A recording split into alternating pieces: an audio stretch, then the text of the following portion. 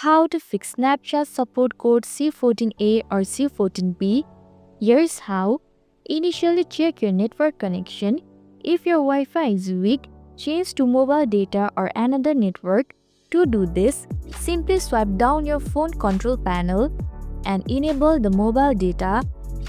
Next, try clearing the Snapchat cache. Open the Snapchat app.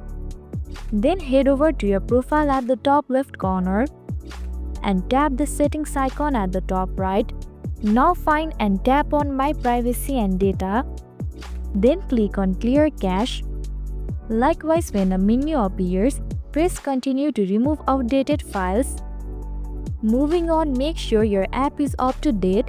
To do this, open the Play Store app and search for Snapchat.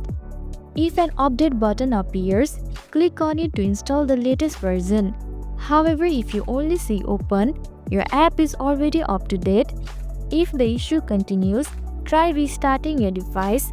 This action can remove temporary system error that might be causing the support code. And that's it. If this video helped you out, make sure to subscribe for more useful tips and tricks.